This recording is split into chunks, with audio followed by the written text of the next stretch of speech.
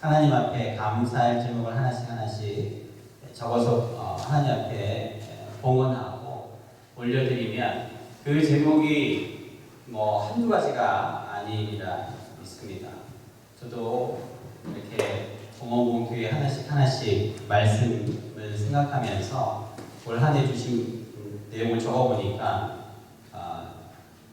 공간이 부족해서 더 못 적을 정도로 돌아보면 하나님께서 저희들에게 주신 은혜와 감사의 제목들이 굉장히 많이 있습니다. 여러분 오늘 이 설교를 함께 나누면서 예배드리면서 또 이 추수감사주일 또 지내면서 미처 다 못 적어오신 분들은 이 예배 시간에 또 오늘 주일 이 시간에 하나님의 감사의 제목들을 하나씩 또 많이 적어보면 하나님께 감사의 예배드리는 오늘 이 시간이 되기를 주님의 이름으로 축복합니다.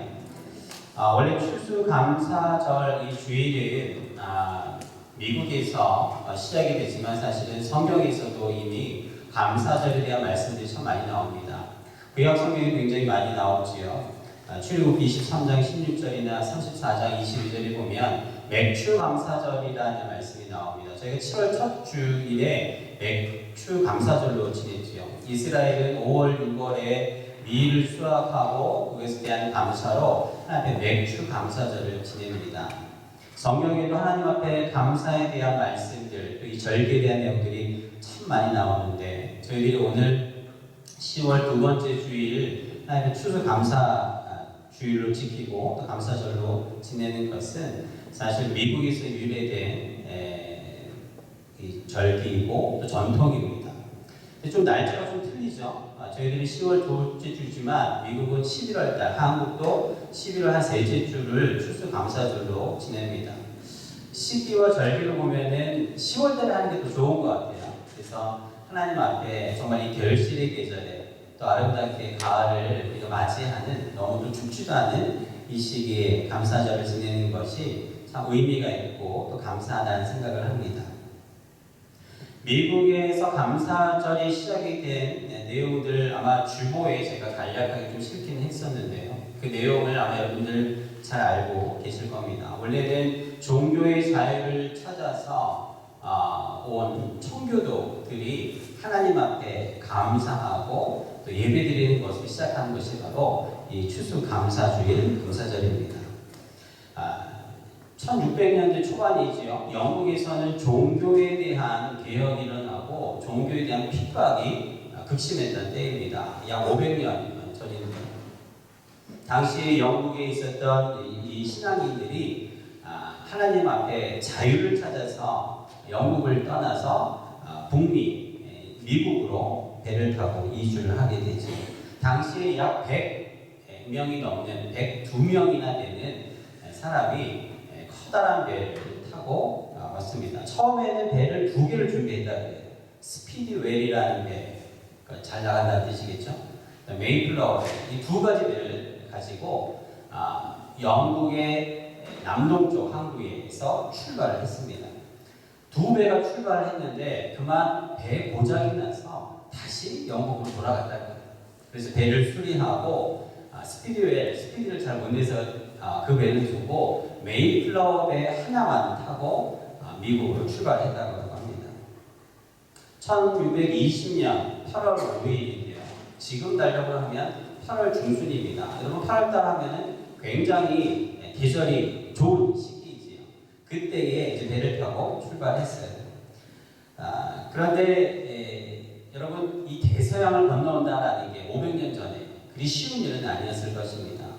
102명이 오면서 한 명이 죽고 또 한 명이 다시 그 배에서 태어난다고 해요.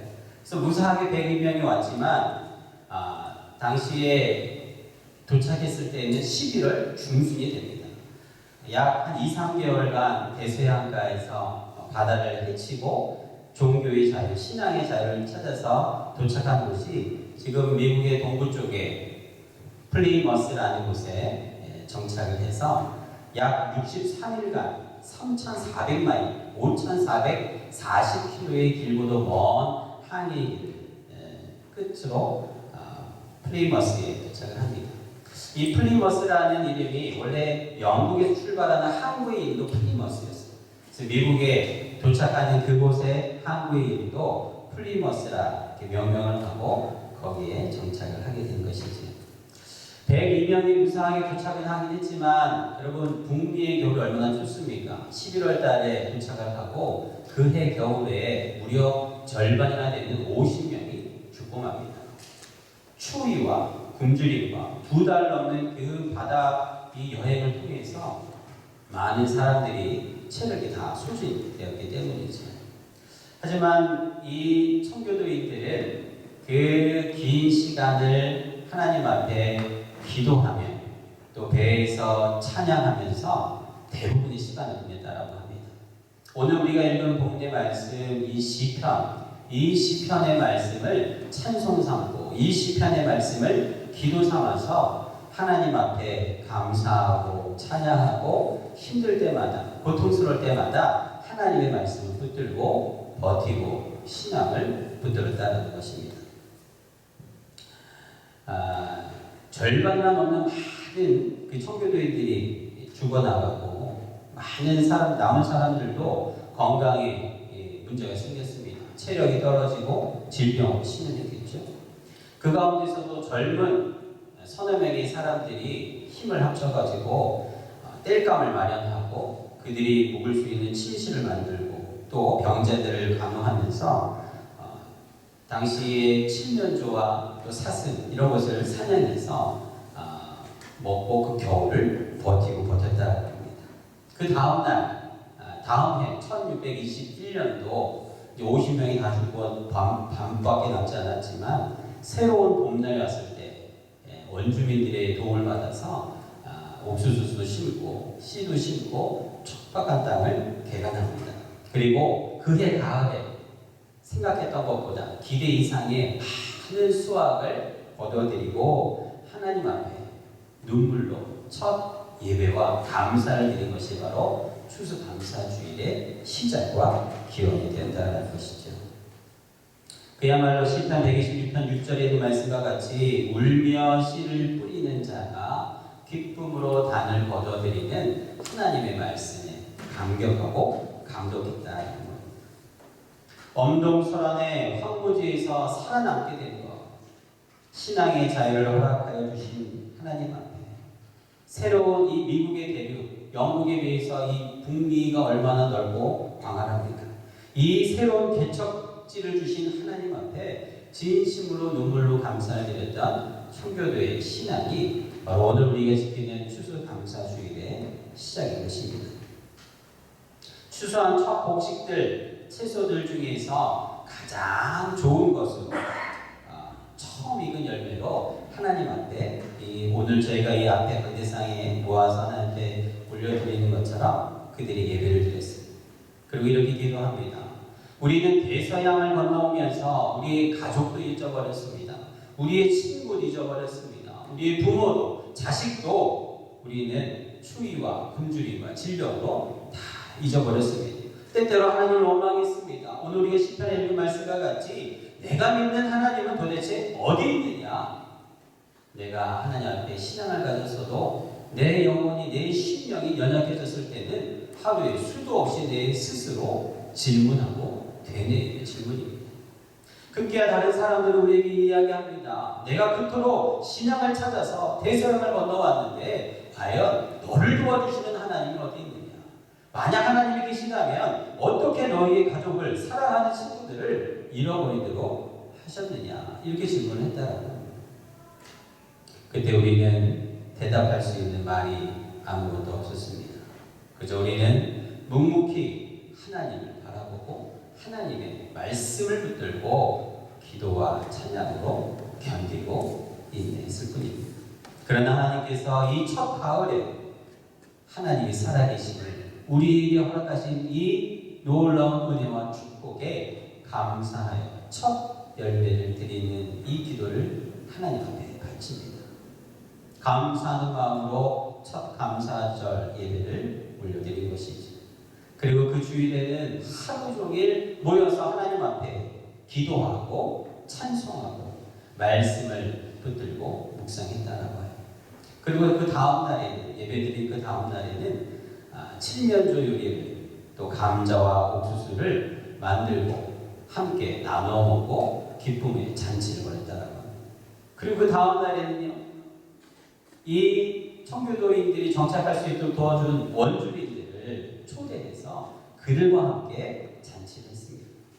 약 90명이나 되는 원주민들이 함께 모여서 그들이 가지고 온 칠면조 구운 요리와 호박파이, 펌킨파이를 함께 나누며 신교했다라는 거예요. 그래서 지금도 여러분 가정에서 칠면조 요리를 또 즐기는 이런 풍습들, 전통들이 지금까지 내려오게 됩니다. 이들은요, 정착하고 나서 가장 먼저 통나무를 베어서 교회를 지었다라고 합니다.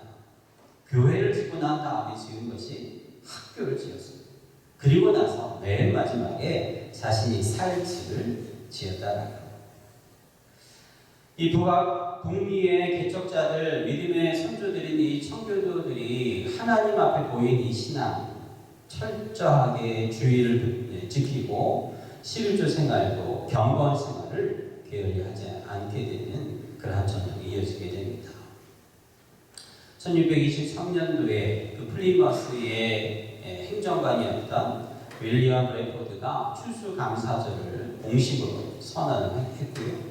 또 미국의 초대 대통령이었던 조지 워싱턴이 이날 국가 기념일로 선포를 하게 됩니다. 오늘 우리가 함께 읽은 이 본문의 말씀과 또 이 추수감사절의 유래를 우리가 살펴보면서 과연 하나님께서 우리에게 매년 이렇게 10월 두 번째 주일날 추수감사주일을 허락해 주신 이 의미와 뜻이 과연 무엇인가? 이 두 가지를 통해서 한번 살펴보려고 합니다. 첫 번째로요, 추수감사의 시작은 신앙의 자유에서 시작한 것입니다. 일반적으로 우리가 추수감사절, 이 땡스기빙 하면 우리가 하나님께 감사할 제목들을 적어서 감사하는 것도 큰 의미가 있습니다. 하지만 이 땡스기빙의 시작은 사실 신앙에서 출발했다. 교회를 다니는 분들과 그렇지 않은 분들 모두가 다 마치 캐나다의 추석과 같이 땡스기빙을 또 누리고 가족들과 함께 즐거운 시간을 보냅니다. 하지만 원래 이 땡스기빙의 시작은 신앙이 있는 위해서 시작했다는 것입니다. 신앙의 자유를 위해서 시작했다는 것입니다. 우리에게 신앙의 자유를 허락하신 하나님께 감사하는 것이 바로 땡스기빙의 시작이고 출발입니다. 요즘에 어떻지요? 하나님 앞에 이 신앙의 자유, 우리가 하나님을 믿을 수 있는 이 자유를 주신 것에 대한 감사를 또 최선에서 경건의 삶의 신앙을 살아가는 것이 아니라 오히려 어쩌면 이 신앙의 자유를 우리는 방종의 수단으로 삼고 있을 때가 많이 있습니다. 자기 마음 대로, 내가 원하는 대로 신앙생활을 하고 싶어 하는 분들이 많이 있다는 것입니다. 주의를 성수하는 것, 이것은 옵션입니다. 지켜도 되고 지켜도 되지 않습니다. 바쁜 일이 있으면 뒤로 미룰 수 있는 것, 이것이 어느 순간에 저희들, 우리 주변에 신앙이 되어버린 것입니다. 신앙의 가치와 우선순위가 점점 세월이 흘러갈수록 자유롭게 되는 것입니다. 여러분, 그러나 청교도인들이 500년 전에 신앙의 자유라는 이 자유라는 말은 내가 신앙을 내 필요에 의해서 갖기도 하고 아니면 갖지 않아도 되는 그런 자유를 의미하는 것이 아닙니다. 여기서 말하는 신앙의 자유는 하나님을 더 깊고 넓은 그 은혜의 바다로 빠져들기 위한 내 자유인 것을 의미하는 것입니다. 갈라디아서 5장 13절에는 자유와 방종의 삶을 구분하라고 가르치지요.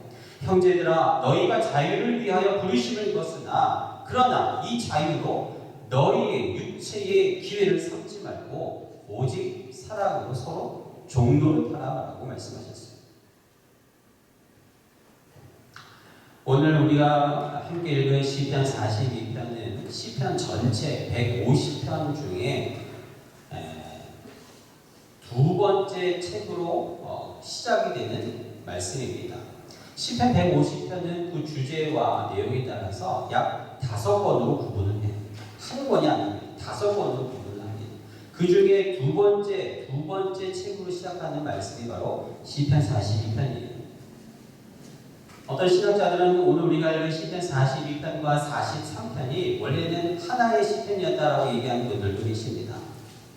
근데 여러분 말씀을 성경을 보시면은 시편 42편 1절 위에 이런 말씀이 쓰여 있어요. 고라 자손의 마스길 인도자를 따라 부르는 노래. 도대체 이게 무슨 말인가 생각을 하시는 분도 계시겠죠.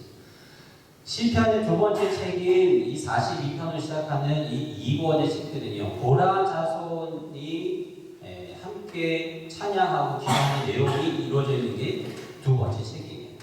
고라 자손은 당시에 하나님을 찬양하는 성가대 대원들이었습니다. 고라 자손들은 성가 대원을 하면서 하나님을 찬양했는데 원래는 성전 문지기로 하나님 앞에 쓰임받았던 자들이 바로 고라 자손들입니다.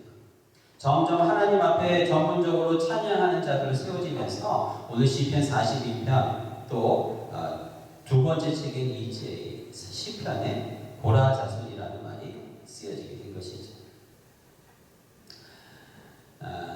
성경을 연구하는 분들은요, 이 시편 42편 제2권이 시작하는 그 머릿말에 아마 어떤 성경책에 쓰여있는 분들도 계실 텐데요. 이렇게 쓰여 있습니다. 낯선 땅에서 하나님을 갈망함.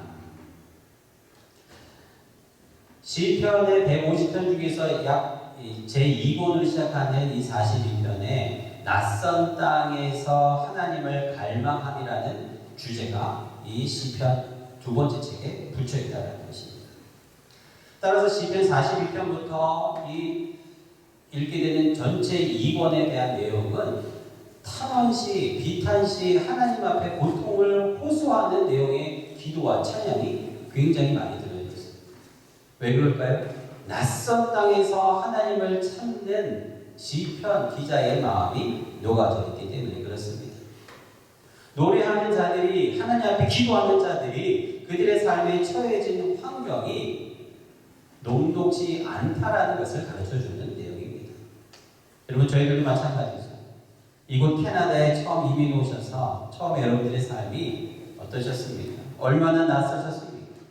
척박한 이곳에서 개척하며 지금 자리를 잡으시느라 얼마나 고생을 많이 하셨습니까? 어쩌면 오늘 우리가 읽은 이 42편, 43편, 또 44편에 나오는 이 고라 자손들이 하나님 앞에 찬양하고 기도하는 그 당시의 삶과 비슷합니다.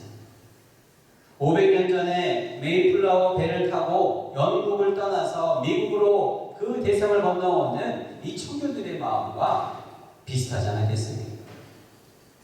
낯선 곳을 향해 달려가는, 또 낯선 곳에서 개척하고 정착하며 살아가는 이민자들의 삶이 오늘 이 시편의 기자가 하나님 앞에 기도하고 찬양하는 이 내용에 녹아져 있다는 것입니다. 낯선 땅에 살 때 그 찾아오는 어려움들, 오늘 시편 기자의 42편 3절 말씀에 내 눈물이 주야로 내 음식이 되었습니다 라는 고백을 합니다. 여러분, 우리도 이곳에 살면서 얼마나 여러분 많은 눈물을 흘리며 살아오셨습니까? 마치 내가 흘리는 이 눈물이 내 음식과 같이 내 입에 들어가고 내 가슴에 파묻힐 때가 얼마나 많습니까? 낙심이 되어 하루에도 몇 번이고 마음이 무너질 때가 많이 있었지. 불안이 밤마다 엄습해서 잠을 이루지 못할 때도 있었을 것입니다. 오늘 여러분들이 함께 봉독했던 5절과 11절과 5절에는 반복해서 그것을 고백합니다. 내 영혼아 어찌하여 낙심하며 어찌하여 내 속에 불안해하는가.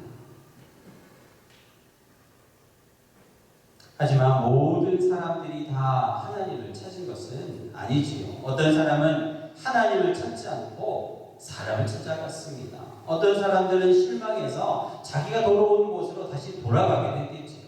어떤 사람들은 하나님이 어디에 있느냐고 따지면서 달려드는 사람도 있었을 것입니다. 하나님을 믿으니 차라리 내 주먹을 믿겠다라고 큰 소리 쳤던 사람들도 있었을 것입니다. 신앙의 자유는 형식적이고 인위적인 신앙생활이 아니라 더 길고 더 넓은 신앙의 삶을 살기 위한 자유가 바로 청교도인들이 부르짖었던 신앙의 자유인 것입니다. 여러분, 우리가 놀이공원에 가면은 어린 아이들을 데리고 가면은 선택을 합니다. 놀이공원에 가면은 놀이기구 하나를 탈 때마다 돈을 내는 것이 있고, 아니면 프리티켓 자유 이용권을 사게 되면 그 놀이동산에 있는 기구들은 뭐든지 원하는 대로 다 탈 수 있는 것이 바로 프리티켓입니다. 신앙의 자유는 이와 같습니다. 놀이동산에 들어가는 것은 같아요. 하지만 내가 돈을 내고 하나씩 놀이기구를 탈 것인지, 아니면 자유롭게 내가 그곳에 있는 모든 것을 누리는 것을 할지 선택을 하는 것과 같다는 것입니다. 신앙인들이 하나님을 향해 자유를 부르짖는 것은 내가 넓고 또 넓고 깊고도 깊은 하나님을 향한 그 은혜와 사랑에 완전히 빠져들어 그 사랑의 자유 안에 거하고 싶은 그 의미가 담겨있는 것이죠. 1620년 영국의 플리머스 항구를 떠나서 5,440km를 배를 타고 해치고와 낯선 땅에 정착한 청교도인들은 하나씩 옵션을 가지고 하나님 앞에 나아가는 것이 아니라 완전히 하나님 앞에 내 삶을 온전히 바치기 위한 자유를 향해 떠나왔던 것입니다. 사랑하는 성도 여러분, 우리는 지금 그 어느 때보다도 자유로운 삶을, 또 자유로운 시기를 살아가고 있습니다.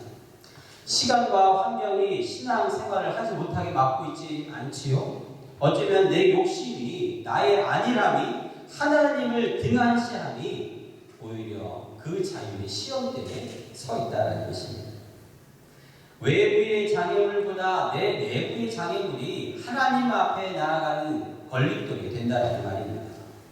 눈에 보이는 것보다 보이지 않는 힘은 항상 더 강력하게 우리의 삶을 붙들고 있지. 그래서 우리는 더 하나님의 도움이 필요한 줄 모릅니다. 하나님께 더 매달려 기도해야 되는 이유가 바로 여기 있습니다. 많은 사람들이 이 시대에, 특히나 코로나가 지난 이 시대에 신앙의 삶에 방종으로, 방임으로 치닫고 있는 이 시기는 우리가 함께 살고 있는 시대입니다. 사랑하는 여러분들, 신앙의 진정한 자유를 찾아 하나님 앞에 더 가까이 나아가는 여러분 모두가 되기를 축복합니다. 두 번째로요, 오늘 하나님께서 이 추수감사주를 통해서 저희들에게 주시는 또 교훈이 있습니다.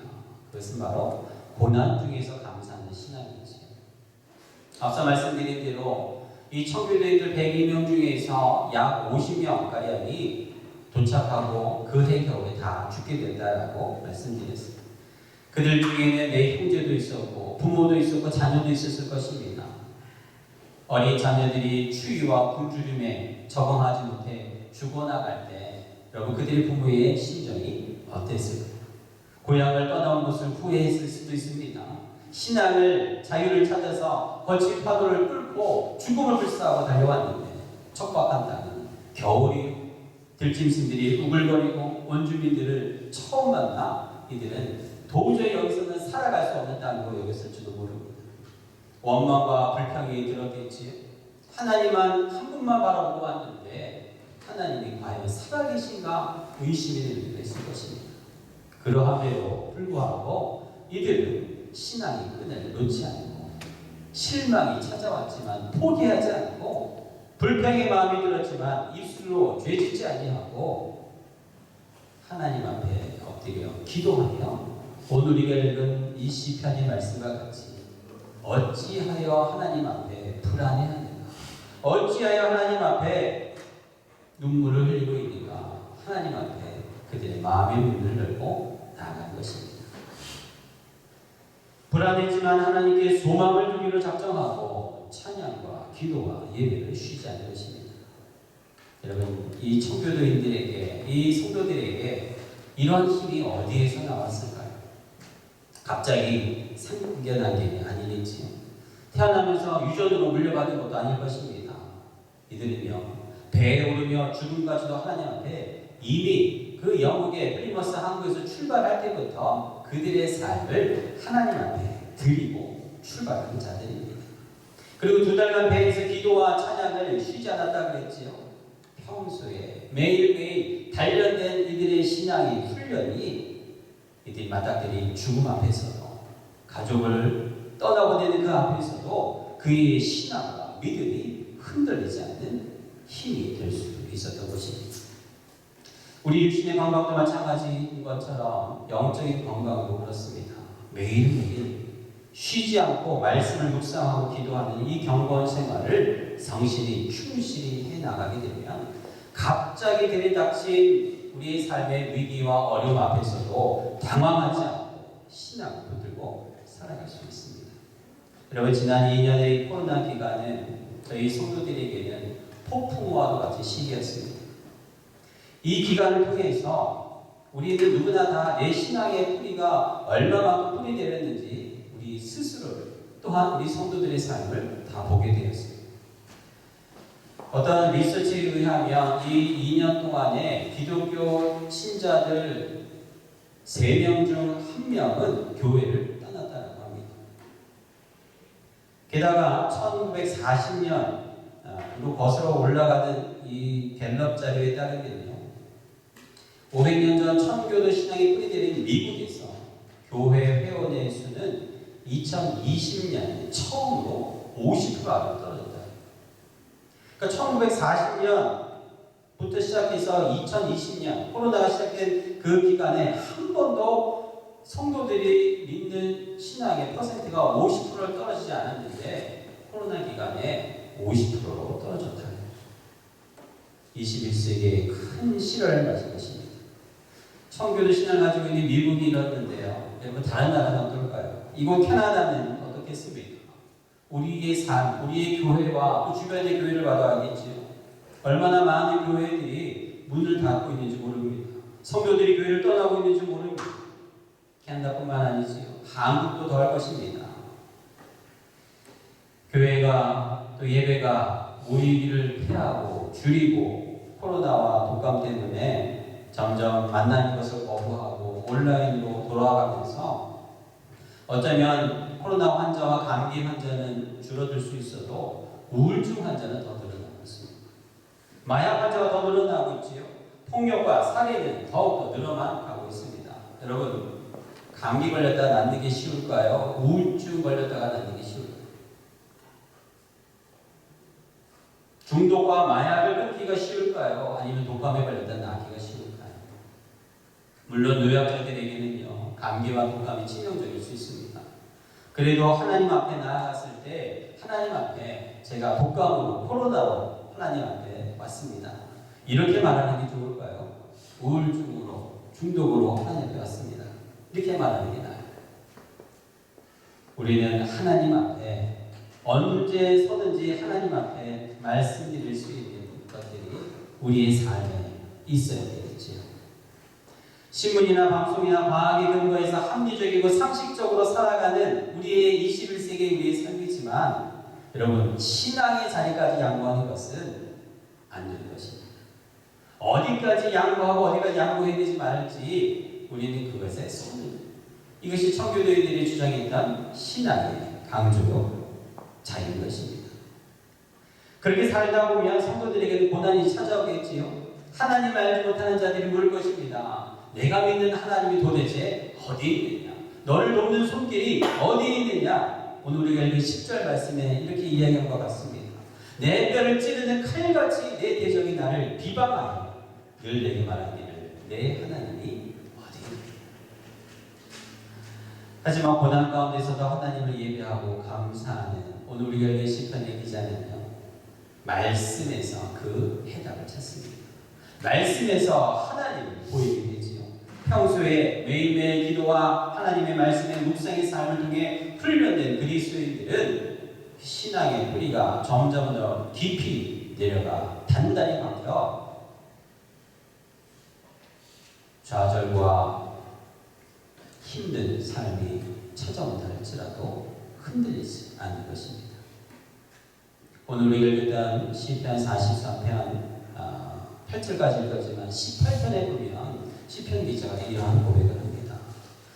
우리 한번 말씀 있으신 분들은 같이 한번 읽어보겠습니다. 시편 44편 18절 말씀 시작. 우리의 마음은 위축되지 아니하고 우리 걸음도 주의 길을 떠나지 아니하였습니다. 한 번 더 읽습니다. 우리의 마음은 위축되지 아니하고 우리 걸음도 주의 길을 떠나지 아니하였습니다.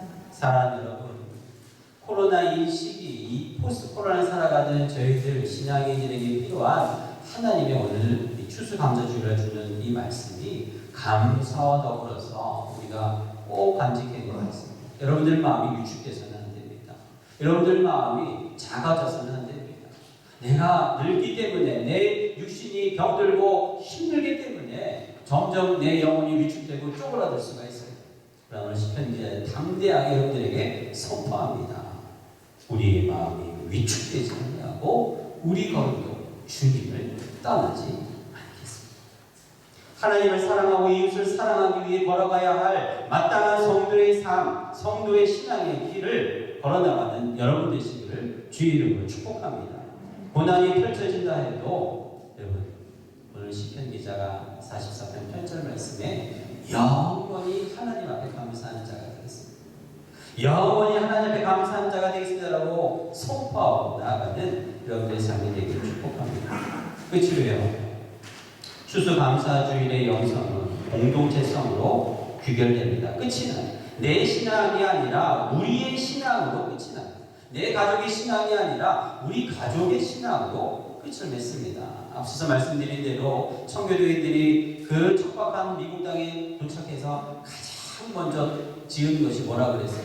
통나무장에서 교회를 지고 그리고 학교를 지고 맨 마지막에 사회집을 지었다고 해요. 이것이 신앙 개척자들의 신앙이요 믿음의 실천이었습니다.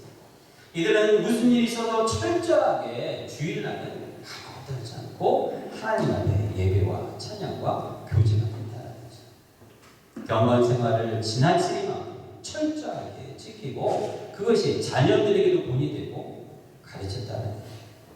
오늘 시편 말씀 44편 1절과 2절에 보면요, 이스라엘 백성들도 조상들에게 듣고 배운 하나님을 기억하고 있습니다. 애굽에서 탈출할 때 그들을 건지고 도운 하나님이 누구신지 기억하며 내 자녀, 자제, 손손대로 그것을 가르치고 알고 지키겠다는 것입니다. 이것이 바로 신앙은 공동체 안에서 함께 배우고 지켜나가는 것입니다. 우리는 교회에서 들은 말씀을 배운 것을 때때로 교회 문을 나서면서 잊어버릴 때도 있습니다. 집에 가서 오늘 목사님의 설교 말씀이 오늘 매일 성경이 주는 하나님의 말씀이 무엇인지 나누지 않을 때가 많아요. 세상 속에 살면서 세상에 물들면 안 되는데 우리는 교회 안에서 신앙 안에서 살면서 신앙 안에 물들지 않으려고 하는 성도들이 있다는 것이죠. 노력하지 않아도 자연스럽게 우리는 다 잊어버립니다. 여러분, 가을이 되면 요즘에 밖에 나가면 얼마나 단풍이 예쁘게 물들었습니까? 참 보기가 좋지. 나무가 가을 안에 들어서서 물드는 것이 자연스럽게 예쁜 것입니다. 신앙인들도 교회와 신앙 안에 들어와서 그 신앙에 물들고 그것에 자리 잡는 것이 예쁘고 아름다운 것이죠.